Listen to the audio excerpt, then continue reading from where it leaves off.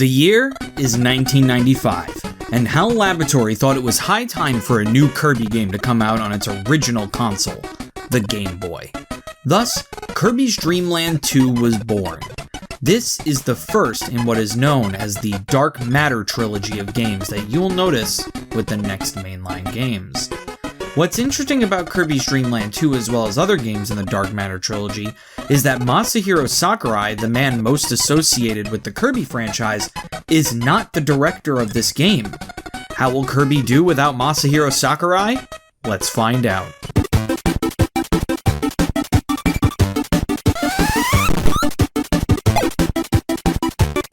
In Dreamland, there is what is called the Rainbow Islands. These are 7 islands that are connected to each other by rainbows. One day, a being called Dark Matter appears in Dreamland and decided he wanted to take it over. He destroyed all of the rainbows connecting the islands and then possessed King Dedede. Kirby, along with his animal friends Rick, Ku, and Kine, set off to stop Dark Matter.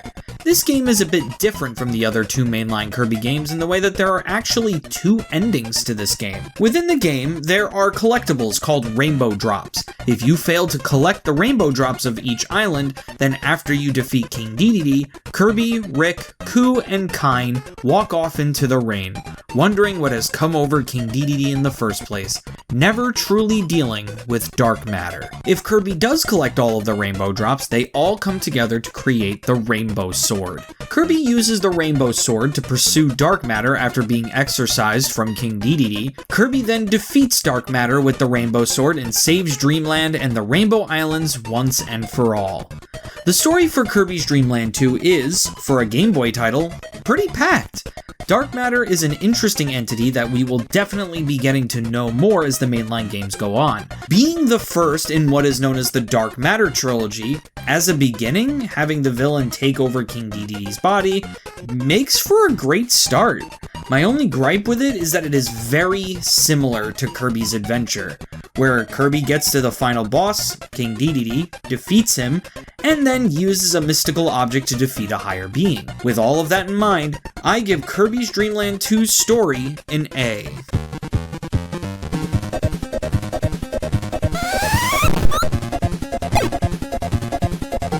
Kirby's Dreamland 2 plays just as Kirby's Adventure did. You run, you jump, you go through doors, you inhale, you copy, the works.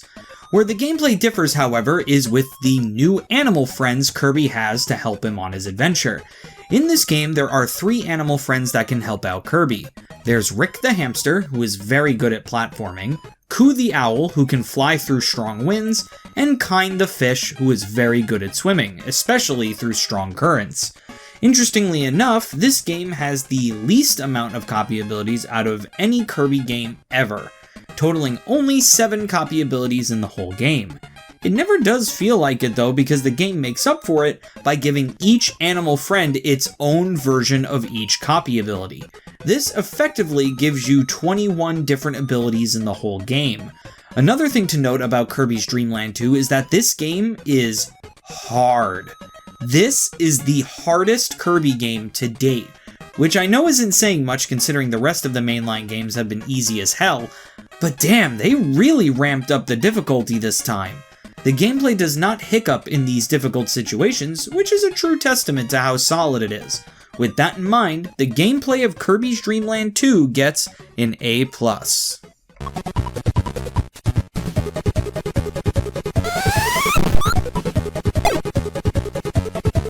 Kirby's Dreamland 2's presentation is a combination of Kirby's Dreamland and Kirby's Adventure. You have the game presentation of Kirby's Dreamland and the HUD of Kirby's Adventure.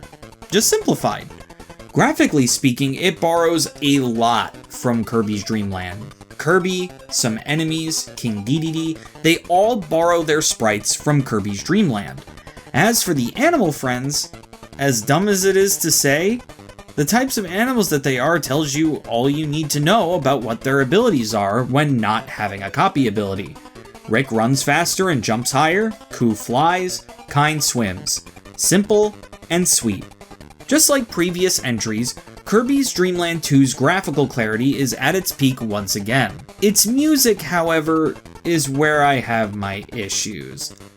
I'm not saying that the music in this game is bad, on the contrary, it's very good. The problem is that it has what I call Revenge of the Flying Dutchman syndrome. What does that mean? In SpongeBob SquarePants Revenge of the Flying Dutchman, every time you use a different suit, the music changes to the song associated to that suit, so you never get to hear the music that comes with the stage at all. In fact, 90% of the time you just hear... This game is the same way. A lot of the time, you don't get to hear the song that's associated with the stage, because every animal friend comes with their own theme song that plays while you're using them. It makes it harder to really appreciate the soundtrack of this game. With all of that in mind, the presentation of Kirby's Dream Land 2 gets a B.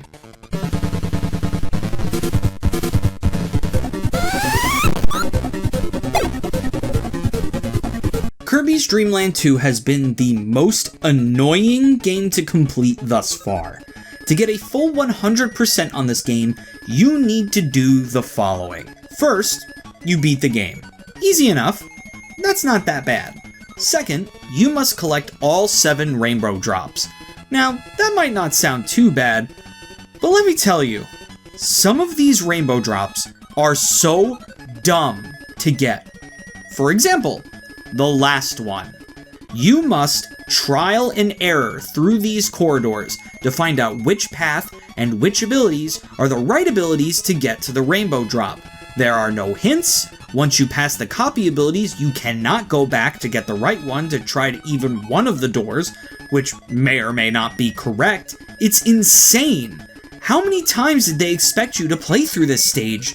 Thank God I used a walkthrough when I got to this stage, because I would have been pulling my hair out at this bullshit. You'd think just collecting the rainbow drops would be enough to get 100%. But no, there's still more. Next, you have to complete all of the bonus games. The way you unlock the ability to play the bonus game is to enter the boss door after defeating the boss. There is no hint that this is a thing you can do, and is the type of thing that you just stumble upon by accident. To get all the percentage you need to get a perfect score in every subgame. If you fail one, you have to restart the entire console to have another go at it. This isn't as hard as it sounds, but the Mr. Shine and Mr. Bright bonus game can be especially annoying. When you finish all of this, you might think, finally, that's everything. Nope, that's 99%, buddy. How do you get the last percent? You get the final percent that you need by encountering Girl Blob. What the fuck is Girl Blob? So, whenever you beat a mini-boss in a stage, usually you are rewarded with an animal friend. Especially in the beginning, which animal friend you get is consistent. If you were to say beat a mini-boss that always gives you Rick, while using Rick, instead of a second Rick appearing, you would instead get Gooey. Gooey is a black blob that, when collected, gives you 1 tick of health. 1 out of 8 times, though, Girl Blob will pop out of that bag instead of Gooey. Encountering Girl Blob is what is needed to get that final percent. Again, there is no hint in the game at all that this is what you need to do to get 100%. The only reason that I found out about Girl Blob was because of looking it up on the Kirby Wiki. What do you get for completing the game? The ability to play the boss rush and play the bonus games in sequence. And don't forget the sound test! Ugh, no. It is not worth it to complete this game at all. It is way too frustrating, way too cryptic, and almost ruins the game entirely because of it. Just collect the rainbow drops and defeat Dark Matter. Do not complete this game.